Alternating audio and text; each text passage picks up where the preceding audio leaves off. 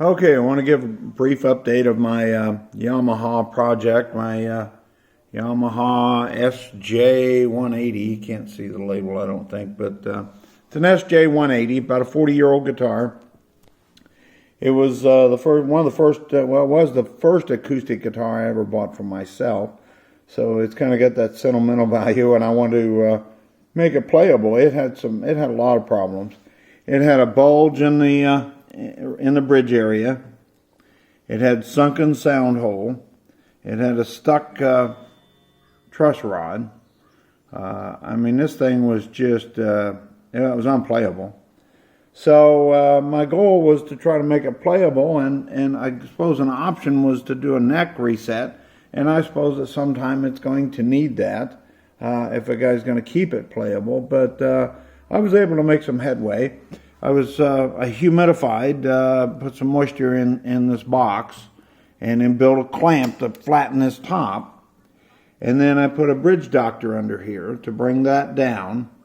That helped with the sunken sound hole. That helped bring it back up, but it wasn't up yet at that point. You can see it is now. So I still had a sunken sound hole here.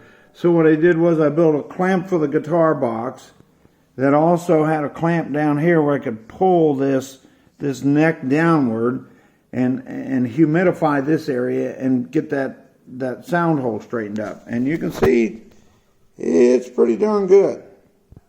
The top of this thing is about as flat as you're going to get it.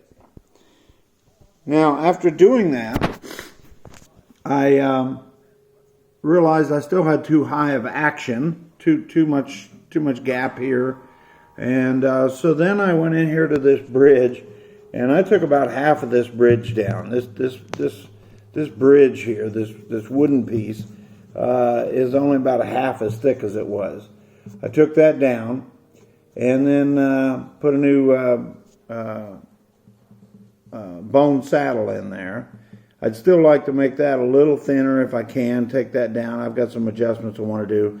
I've got a reamer tool coming that's going to allow me to get these pins to set down in there a little better, because taking that much off that saddle, those pins don't, you can see they're not the same height. They don't want to seat down in there right. But I got a reamer tool that'll be here this week. It'll let me get that tapered hole that I need in there to get those things to set right. But then I put a bone nut up here, which, see, it's kind of curling on me a little bit, so I got a little work to do there. I need to get it to set in that groove a little bit better. But yeah, it's playable. I took this thing that was totally unplayable. Had hoped that I wouldn't have to take the neck off, but was certainly willing to try if that's what it was going to take. And was able to get the flattened belly, the sunken sound hole, put a bridge doctor in to stabilize all that. Bone nut and saddle, which I'm going to adjust a little bit more. But as you can see, the action is still a little higher than I like, but it's not bad, and it's playable. It's no Taylor by any stretch. There's my Taylor. It don't play like a Taylor, but it's not going to. Now, some other things I may want to do. I may want to take the finish off of this backside of this neck. And actually, I may want to reshape that neck a little bit, because these necks are so bulky compared to what Taylor's are, and it just feels so clunky to me. I thought about taking that, reshaping the back of that neck, and while I have the finish off of it, try to steam that a little bit more and put it back in my clamp to try to gain just a little bit more on that neck. And improve this action, although the action is not bad. I mean, it's certainly a playable guitar, no question, which was the goal. So there it is. There's my SJ-180 Yamaha 40-year-old guitar that was basically a wall hanger that I've turned into a playable instrument here.